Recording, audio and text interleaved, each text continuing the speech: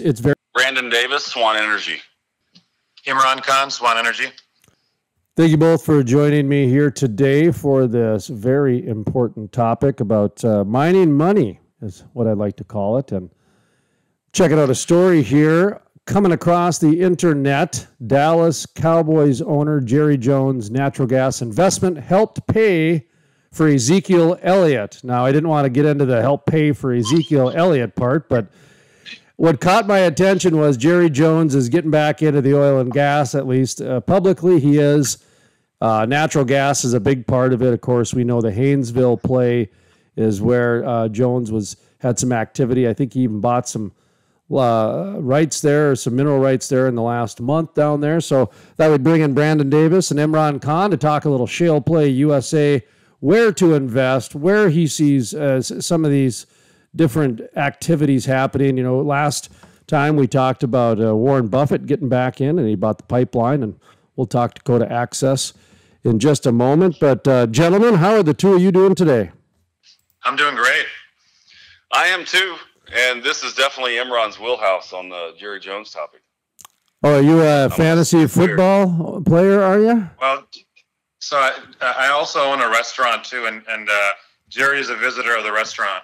Oh, no kidding. He's come by and spoken to me a little bit about some of the natural gas plays that he's been making, and he's definitely a very intelligent man around the oil and gas space. And I don't know much about football, so I'll take the fact that the football part's great too, considering he's one of the most active football owners, the team owners. Well, I remember before I got into the oil and gas world, I did a sports talk show for about 6 years. And somebody once said to me, Jerry Jones made his money in oil and gas back in like Arkansas or something like that. And so I started paying attention to that a little bit because I thought, boy, if an NFL owner makes more money in the oil and gas world than in the NFL world, I should probably pay attention to something like that. So my guess is if he's buying into a shale play or talking about it, it's probably something to at least pay attention to. So, Brandon, where are you taking a look at some opportunities these days? I know you guys are actively buying some natural gas leases, so talk to me about that. But also, where are you seeing the good opportunities right now? I see good opportunities as far as cash flow working. Right now, there's some in the Permian and the Delaware, and then all of the DJ Basin right now, and the Wattenberg Field in Colorado is phenomenal, even with prices where they are right now. And interesting about Colorado. A lot of people, of course, would bring up the regulations on that. I was going to say, talk about politics in the oil and gas world. Yeah, it's been a wild ride. I guess they were trying to put a bunch of new ballot initiatives on the ballot, but they did not get regular signatures and had to do it online. And then basically the court said that didn't count, so they're not going to be on the ballot, which is a really good thing for Colorado. But what a mess that state has turned into. I will tell you this, though, there's lots of oil there, and it's cheap to produce. And so hopefully we have some time before things get crazy there like they are up there in your neck of the woods, which just blows my mind. Shutting down a pipeline because they need to have a new study done that's already been done. Is that what I understand? That is correct. And the irony behind that is by not using a pipeline, you're actually becoming less safe, and you're actually causing more environmental impact, negative environmental impact by putting more trucks and rail cars on in the system as opposed to just going through the pipeline. It's like they would prefer people to get their water delivered to their house in a truck versus have it piped in. It just makes no sense. It's so much less clean and much more risky with trucks on the road and everything. I don't get that at all. Somebody is just out of their damn mind, but that doesn't surprise me because there's lots of people like that right now. I do fear though the problem is right now is you have this little bitty group of people, small group of people across the whole country making a bunch of ruckus and getting things changed, when the reality is 90% of us either don't care or disagree, but no one will say anything. And those are the people that need to start talking, or we're going to keep dealing with this crazy stuff for a long time. And I'm tired of it personally. I'm exhausted from the ignorance ruling the world, and it's just out of control. I'll bring this up then, because earlier in the week we talked with William Prentice, the CEO of Meridian Energy Group. They just won the North Dakota Supreme Court case to where they're not a big polluter now. They've proven their science for the last 18 months, 24 months to show that they are going to be a minor source in terms of pollution and that sort of thing, which makes them equivalent to a restaurant. In all honesty, their refinery is going to be so advanced. They're going to be similar to a restaurant in terms of environmental footprint. So we talked to him. We talked to Paul Wiseman. He's been a oil and gas writer for over 25 years. And we did talk about an interesting concept that came up a little bit organic, is that the oil and gas industry used to be very proactive on things, very proactive. And in the last 5 to 10 years, they become almost reactive. And this environmental movement has shown that they're becoming reactive again. So I'd like to figure out how to become more proactive on some of these things and take the bull by the horns once again. I don't know if you guys agree, disagree, or want to comment on that, but that was an organic conversation that came up twice this week. Yeah, I don't know a whole lot about it. What do you know? Can you give me a little more light color into why the Supreme Court case happened in the first place? Well, it turns out that there was enough lobbyists and enough environmental activists or climate activists that put pressure on the system to where one of the judges said there was a further review. So it's like an 18-month, 24-month review that they're going to need, and they ordered the pipeline to be emptied by August 5th. So we're talking about, a 2-year, I guess, hiatus for that pipeline until there's going to be a further study done. And over the past 3 years, there hasn't been any problems on that particular part of the pipeline with the new technology that they've added and a few other things. And so I don't know. It's very confusing because to me, it came out of nowhere. I mean, I follow the oil and gas industry more than the average person, but probably less than, the major people, but I follow it pretty good. I mean, because we're interviewing people every day and posting stories every day. So this one came out of nowhere to me. But to me, what I see as problem is now you've got welders and pipe fitters, guys who deliver porta potties, guys who are hauling, water and other things that are going to be out of work now because this pipeline's going to stop. And there was a lot that was going into these different supply chains with the pipeline. Just like when, these oil communities shut down, the cafe owners get hit hard because there's nobody around to, buy their pumpkin pie anymore. So that's, to me, is where I see a real problem here, is the supply chain, not only from the oil and gas, 55,000 barrels a day or something like that it pumps through. That side is going to be there in terms of not being able to flow through. But then there's the whole supply chain of the Keystone XL pipeline to begin with. So that's how I kind of look at it. Is there's several issues at bay here, and this is what makes it so tough, because the average person just says, "Oh, shut it down, it's a pipeline," and they won't listen to anything else. So. Anyway, but I don't think that's the average person. I think that's a specific group of people who are either paid to do what they're doing or crazy. And it's amazing to me that these guys are trying to build a refinery, and they had to go through all the way to the Supreme Court to get the refinery approved to be built. I mean, all that's proven to me is that all this craziness going on in the world right now is simply making it harder for people that don't have a lot of money to get it, and it's costing the people who have a lot of money a lot more to do normal things that you could do before without a lot of trouble, which ultimately just makes them richer.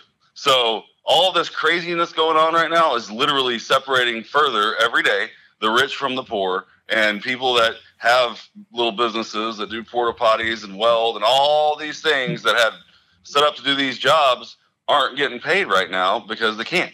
And so to me, I just don't understand the whole situation in this country in general. This is one part of it, but it's all over the place. And And I'm just, frankly, I'm tired of people not saying anything about it. Like, you can't talk about it. Oh, it's absolutely nuts. It's crazy. How about you, Imran? You got any comments? What do you think about what Kelsey Warren has to say about it, about the pipeline and shutting down by August 5th? Kelsey Warren, I'm going to get his quote here because it's absolutely fantastic. And it's, well, I guess it's not so much a quote that it's out of Bloomberg here, Yahoo Finance is where I'm quoting it from. The Dallas-based company run by billionaire Kelsey Warren said Wednesday that it's not currently emptying the pipeline and, in fact, is accepting requests for shipments next month. I think it's fantastic that he's taking an opportunity and spinning around and turn into a sales call because that's a badass right there. Well, totally, man. Bloomberg reaches a lot of people, and if you're going to try to gotcha me, well, guess what? We're going to keep going, and we'll take your sales call orders too. I think it's just awesome. I love it. I think I would have had to have the same response. Well, that's some quick thinking, actually. To me, that's a great example of being progressive again. Instead of being reactive, you see, he's saying, no, we're not going to react to you. In fact, I understand that you just did the legal order, but guess what? Pipelines are critical infrastructure. Did we even discuss that yet? Pipelines are critical infrastructure.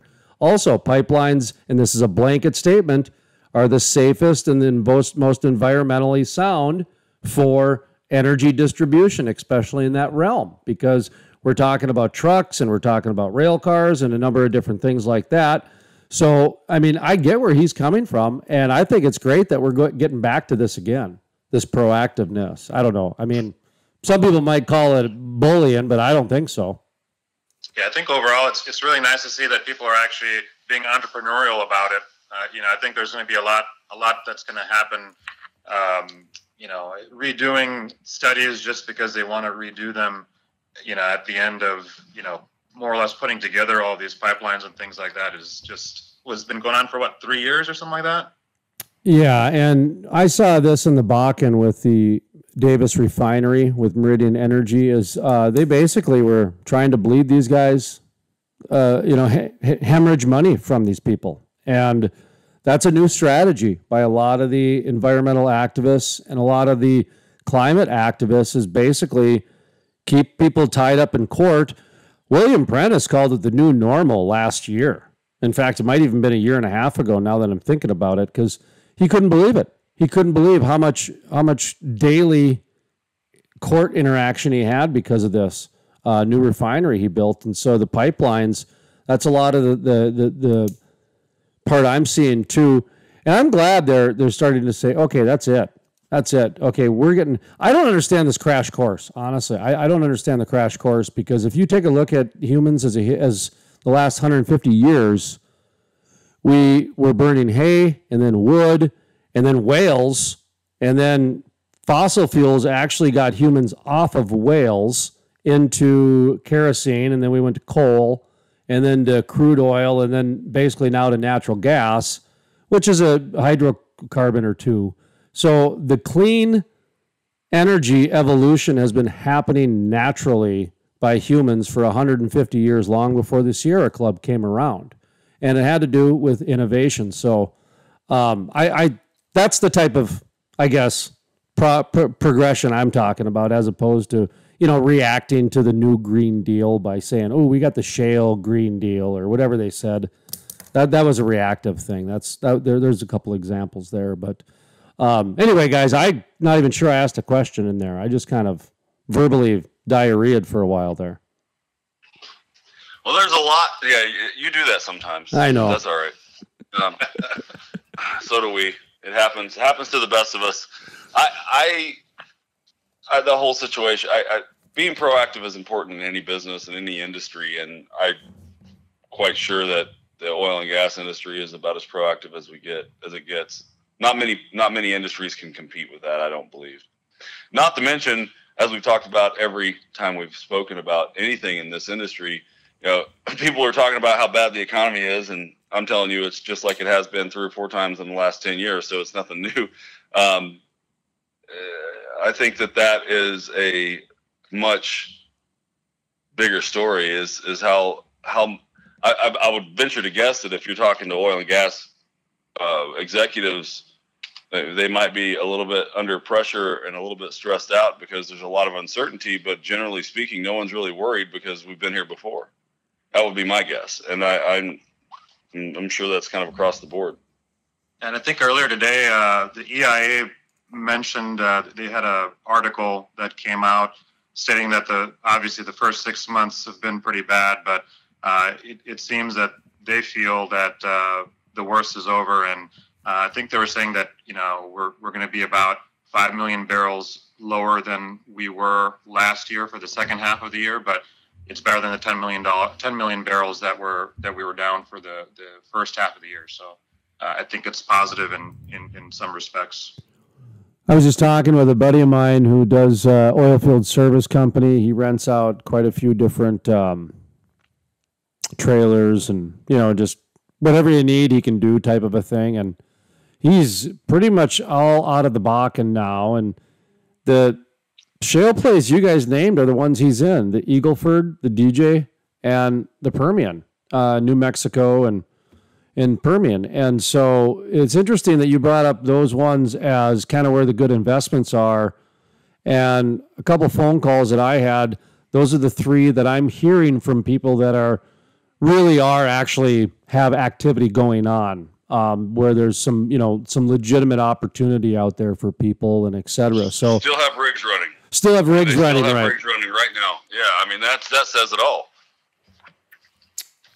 Yeah, and are you guys seeing anywhere else that's looking at some good places to at least keep an eye on, whether from the natural gas side or from, they look like, at $45 we could see this startup or anything like that. I don't even know how to equate those dollar figures anymore because the chemistry changes and the technology changes so fast that it's hard to keep up with. It is, and there are a lot of opportunities in East Texas and the Haynesville, and they're longer though. I mean, the thing is with that kind of when you're looking at gas heavy fields, which they're really good. It's just the price has been down for so long, and I don't think it's going to change quickly. I think it's going to take 4 or 5 years, which seems like an eternity in this business right now. So it's just a different look. The DJ and the Wattenberg, more specifically, is cash flow positive. They're still drilling wells, not just a lot of them, because they still work. And I think that might also be partially because they want to get the stuff drilled before they change the law up there, because they're going to try to, it looks like, every year. But the economics work. I mean, they have gotten so efficient on those wells, and the cost and the upside is there, and even at $40-45. At $45, it's actually really good. $45 a barrel. So I like it, love it. Looked at some stuff in the Permian, very similar. So it's just, there's just not a lot of the unconventional, I like to call it a development, and it's like developing apartment buildings in the city. You're going to have customers, and you're going to fill it up. You're going to get oil when you drill those wells. It's just, it changes the risk level so much. And when you can find them that work at this price point, it's very, very comforting. 5 years ago, they didn't look so good at this price point. Mm-hmm. I believe that the cost of those wells have come down by 65%, round numbers, and the production's gone up by almost 100% as far as ultimate recovery. Since 2015. And it's just very amazing to me that our industry is able to do that and find ways to get more out of, by spending less and still get more out of the ground. It amazes me, blows my mind. Wanted to ask you about shale play that I don't hear about too often. In fact, we've never discussed it on this program, so it's kind of a pop quiz question, if you will.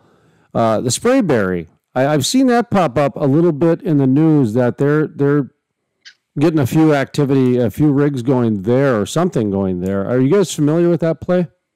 Not really. We have, I've heard of it.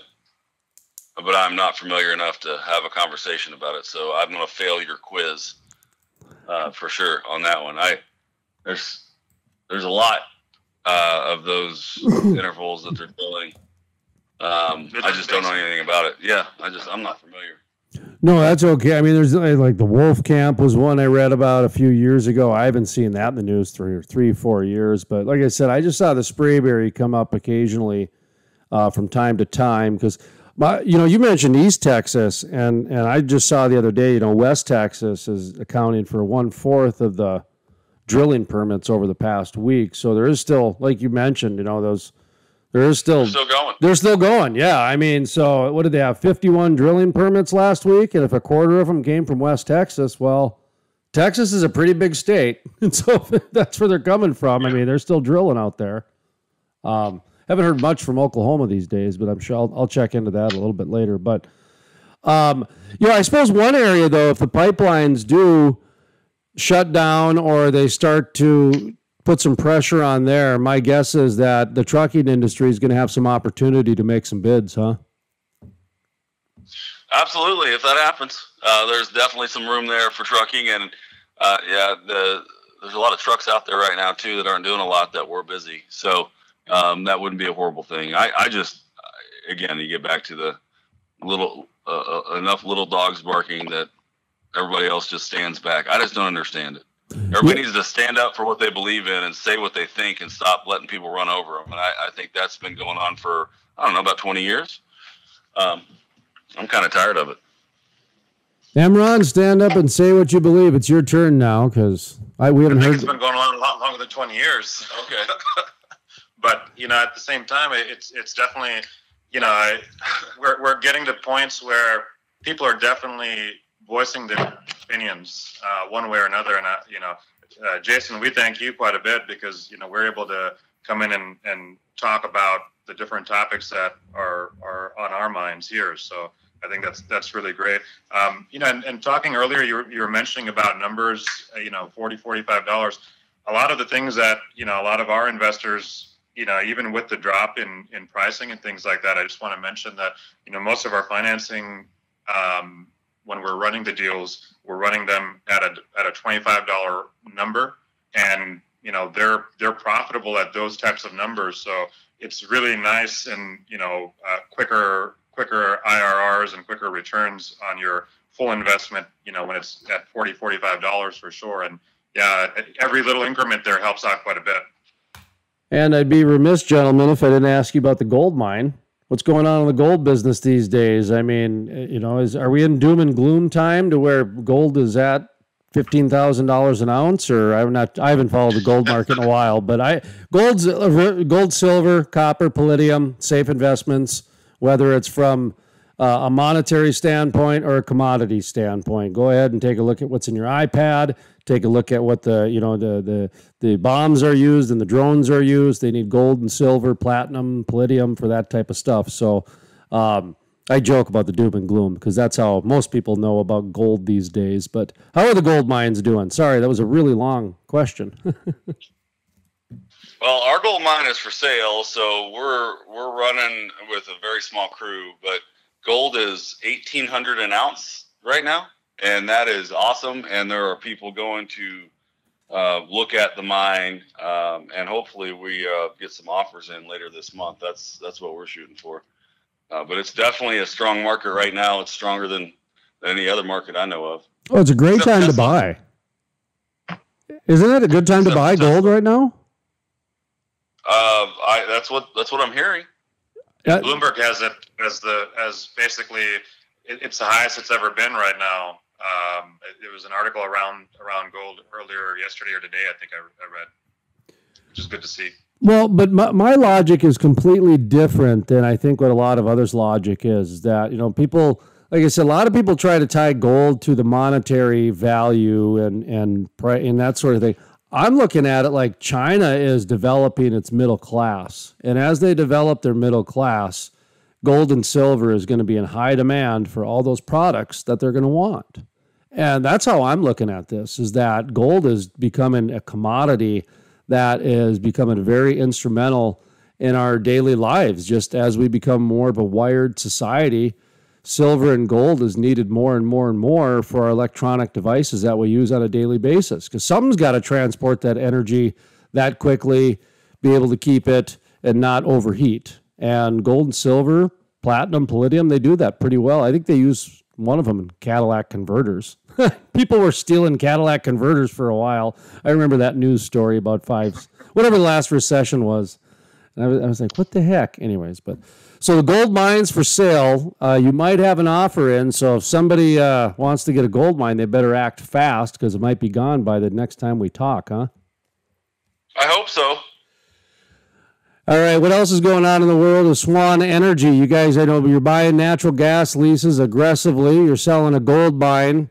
Some trucking bids are going to go out if the pipeline's shut down. Any other areas that we should take a check-in on? Investing, you guys are looking for investing in, sounds like West Texas, East Texas, Colorado. Nothing's new other than that. We've had a busy week. Sorry. Other than that, I just had to laugh at that. Other than that, not much going on. Yeah. Regular business, right?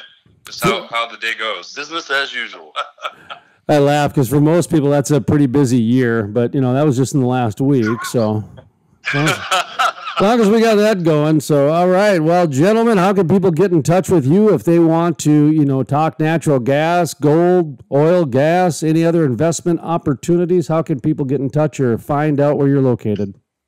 SwanEnergyInc.com is our website, and it has our contact info in it.